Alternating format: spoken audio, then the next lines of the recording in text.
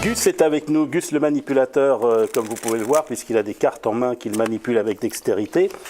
Gus, moi je t'ai découvert à travers La France a un incroyable talent. Oui. C'était en 2015, je crois. 2015, oui. 2015. Après quelques apparitions dans les émissions d'Éric Antoine, diversion. Cette magie de la manipulation, c'est pas pour rien qu'on t'appelle le manipulateur. Finalement, c'est ta spécialité, mais malgré tout, tu as une magie beaucoup plus large. Ah oui, il y a plein de styles de magie que j'adore. On m'appelle le manipulateur parce que j'ai toujours un jeu de cartes dans les mains, je suis constamment en train de bosser de nouveaux mouvements. Et j'adore la magie des cartes parce que je trouve qu'avec un jeu de cartes, donc un objet si petit, on peut jouer des choses énormes comme le numéro du harpon ou avec les pancartes. Enfin, le champ des possibles, il est immense avec un objet qui est aussi petit et que tout le monde connaît. On a envie de voir un tour de cartes quand on pense à un magicien. Il y aura forcément un numéro de carte, donc j'adore la magie des cartes. Et puis j'ai aussi des numéros de mentalisme ou de pickpocket ou d'autres choses. J'aime mêler différents styles pour qu'il y en ait un petit peu pour tous les goûts dans le spectacle. Alors tu as un parcours un peu particulier, on va revenir sur ta découverte de la magie. Souvent on découvre la magie avec une boîte de magie, et ben toi non. Un peu d'originalité, et puis la magie quand même un peu plus loin, puisque c'était je crois à Hong Kong. Ah oui, c'est quand j'étudiais à Hong Kong, je faisais une école de commerce en fait, donc j'ai découvert la magie complètement par hasard. C'était un pote qui m'avait donné une cassette de Bernard Billis, un magicien que j'admire beaucoup. Et donc j'ai découvert ça comme ça en école de commerce, et c'est vrai que c'est pas tellement la découverte classique au moment où dans les études on est plus intéressé par les soirées ou la musique ou d'autres choses, mais bon, c'est arrivé à ce moment-là, et puis en fait je l'ai travaillé sans penser que c'était vraiment un métier. D'ailleurs, quand je l'ai expliqué à mes parents que c'était un métier, ils ne m'ont pas cru, ils ne me croient toujours pas. Mais non, évidemment, ils me soutiennent et il n'y a pas de souci. Mais j'ai découvert par hasard et puis ça s'est fait un petit peu tout seul. Et de là à travailler la manipulation, parce que c'est ce qui est le plus dur dans la carte magie. Ouais, en tout cas, la manipulation en nombre d'heures. Ce que j'adore, c'est que quand on travaille des nouvelles manipulations, en tant que magicien, on peut se bluffer soi-même d'une carte qui se transforme ou qui change, parce que ça va de toute façon trop vite pour l'œil humain quand la manipulation est bien travaillée ou si elle est tellement précise. Donc c'est une magie que j'adore parce qu'on peut s'auto-bluffer et ça je trouve ça vraiment magique. Et il y a tellement de choses à travailler en cartomagie, on n'a jamais fini de travailler, donc c'est ça qui me passionne dans la magie. Alors tu t'es créé aussi un personnage, et ce personnage, moi je le trouve formidable, on a l'impression qu'il sort d'une bande dessinée, dans le costume, dans l'allure, la coiffure. Comment tu l'as créé ce personnage ? Déjà, je me suis jamais posé la question de comment on crée un personnage. Ce que je suis dans les émissions ou sur scène, c'est ma personnalité, avec évidemment des traits qui sont grossis parce que ce qui intéresse et qui amuse les gens, on le grossit, et puis ce qui est moins sympa, forcément on le réduit un petit peu. Mais je me suis jamais posé tellement de questions. La coiffure, je me suis jamais coiffé, donc ça, on garde la ligne conductrice et tout va très bien. Le style avec les bretelles et le nœud papillon, en fait, j'aime bien l'idée de ne pas avoir de veste, de ne pas avoir trop de vêtements, il faut être habillé quand même, mais le fait d'être en chemise, les gens pensent que c'est dans les manches ou que c'est caché dans la veste, et parfois ça peut être le cas. Donc voilà, je voulais avoir le style le plus sobre et chic possible pour qu'on ne pense pas que ça soit truqué dans le costume ou dans autre chose. Alors je crois que ici c'est ton premier spectacle, grand spectacle. Oui. Tu as participé à des spectacles, je pense au Festival du Rire de Montréal et d'autres certainement. Oui. Mais là, c'est ton premier spectacle. Comment ça s'est monté ? Est-ce que tu avais une appréhension évidemment naturelle ? Pas tellement. Enfin, tu parles d'appréhension. J'avais vu plus de l'excitation en fait, parce que je pense que j'étais totalement inconscient du travail que ça représente. Quand on fait de l'événementiel, on tient la scène devant 100, 200 ou 2000 personnes pendant 15, 30 minutes, parfois 1 heure, parce que ça prend bien et qu'on fait monter le PDG sur scène et qu'on improvise et que ça fonctionne. Et moi, je me suis imaginé complètement transposer ça en théâtre et que les gens l'aimaient, sauf que pas du tout en fait.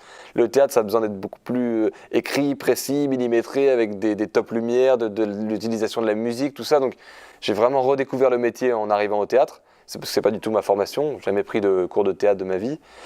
Et donc, je pense que l'inconscience a beaucoup aidé dans ce projet. Et le fait que les gens qui viennent voir un spectacle de magie sont déjà des gens qui aiment la magie, donc c'est des gens qui sont contents d'être là. Je pense qu'il n'y a pas grand monde qui va voir un spectacle de magie et se dire « Ah ouais, en fait, c'est de la magie, je m'étais trompé, la magie, c'est pas ça. » Je pense que la conscience collective de la magie moderne aujourd'hui, elle est établie grâce à des émissions comme Diversion, les émissions d'Éric Antoine, tout ça. Donc, je ne dis pas que le public est acquis, mais en tout cas, ils savent ce qu'ils viennent voir. Et après, les numéros, on les travaille, on les modifie.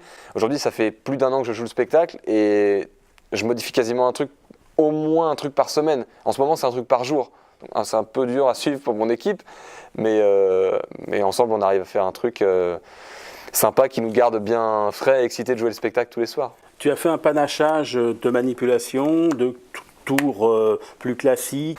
En fait, non, mais j'aime bien le spectacle. Il y a des numéros qui peuvent être vus comme relativement classiques. Après, je mets vraiment ma touche humoristique sur chacun numéro que je présente, et la plupart sont plutôt des créations que j'ai travaillées avec des amis. Après, faire un tour sur des skis nautiques ou dans une piscine ou la lévitation à côté du télésiège, par exemple, c'est vraiment des projets qui me font plaisir avant tout. C'est-à-dire qu'en s'inspirant de choses qui existent et puis en le transposant dans des univers qui me font plaisir à moi, je me fais ma petite combinaison, mais c'est plus des délires que des... Enfin, voilà, c'est pour s'éclater, quoi. On sent que toi, là, tu as envie de t'amuser, tu as envie de t'éclater, tu fais une magie drôle. La magie, le frac et le chapeau claque et le lapin qui sort du chapeau. Tu parlais de magie moderne tout à l'heure. Finalement, cette magie-là, c'est pas qu'elle est obsolète, mais c'est un autre univers. C'est un autre univers, et puis aujourd'hui, avec les films comme Insaisissable ou même les Harry Potter, ça transporte les gens dans des univers qui sont plus moderne. Donc cette magie, je suis d'accord pour dire que cette magie, elle n'est pas obsolète, parce que quand elle est faite bien précise et avec humour, ça fonctionne toujours. Aujourd'hui, si Garcimore était encore là, je suis sûr qu'il aurait du succès, parce que les gens, ils sont attachés à son personnage avant tout. Parce qu'en vrai, la magie, je ne veux pas dire qu'on s'en fiche de la magie, mais je pense que les gens, ils s'attachent à une personnalité, à une manière de présenter la magie. Moi, je pense que les gens qui viennent me voir savent qu'ils vont rigoler avant même de voir de la magie, et c'est ça qui me fait plaisir de donner dans le spectacle. Donc oui, la magie change, mais c'est pas pour autant que la magie d'une autre époque est ringarde ou morte. Pas du tout, je pense que ça dépend vraiment de qui la présente et comment il le transmet au public. Justement, tu évoquais tout à l'heure Bernard Billis, tu parles de Garcimore. Ouais. Quels sont les magiciens qui te faisaient rêver à un moment, peut-être quand tu étais enfant ou après? Alors moi, je ne connaissais pas la magie quand j'étais enfant, pas du tout. Ça fait un peu larmoyant, mais non, je ne connaissais pas du tout les cartes. Le pauvre. Mais je me suis intéressé à la magie à 20 ans. Et depuis tout ce temps, moi, les magiciens que j'admire beaucoup, il y a par exemple Luis de Matos, Hugh Ogin et James Moore, avec qui j'ai travaillé dans la troupe des illusionnistes, que j'adore. Et puis pas besoin d'aller si loin, parce qu'en France on a plein d'excellents magiciens avec qui je m'entends très bien. Victor Vincent, c'est un mentaliste qui est aujourd'hui un super ami avant tout. Fred Razon, qui est notre meilleur pickpocket que j'adore. Enfin, on a Laurent Beretta aussi en grande illusion. Enfin, y a plein de super magiciens. Antonio aussi. Enfin, de toute façon, en réfléchissant, on va pas faire une liste qui dure 12 minutes, mais dans l'idée, j'aime bien. Enfin, il y a plein de super magiciens en France, et on le voit d'ailleurs on a ce qui s'appelle la FISM, le championnat du monde de magie, et il y a eu beaucoup de grands prix français ces dernières années, et même de prix comiques ou de grands prix. Et je pense qu'on a un super vivier de magiciens en France. On a beaucoup de chance, et c'est cool de ne pas avoir besoin d'aller à l'autre bout du monde pour rencontrer des magiciens qu'on admire vraiment. Alors revenons à ce spectacle. Ce spectacle, on y trouve de la moyenne illusion, de la grande illusion, parce qu'on a les yeux forcément écarquillés, même si c'est un jeu de cartes. Oui, j'aime bien l'idée que les spectateurs passent par différentes phases d'émotion dans le spectacle. On y trouve de la magie de proximité, on y trouve de la participation avec le public, on s'amuse, je ne sais pas si on frissonne. Peut-être. Un petit peu, on frissonne un petit peu quand même. C'est important le frisson. Mais oui, on y trouve beaucoup de choses. De toute façon, c'est ça qui est intéressant, comme dans un film, un spectacle, c'est de passer par différentes émotions. Et moi, il y a un moment qui est plutôt, on va dire, romantico-poétique. Il y a un moment où c'est complètement de la déconne et on oublie la magie. Il y a des moments de frisson et de peur avec le tour du harpon, où il y a quand même un certain danger, même si les gens pensent que c'est du spectacle et que ça se passe toujours bien. Alors, la hantise du magicien, c'est de rater. Non.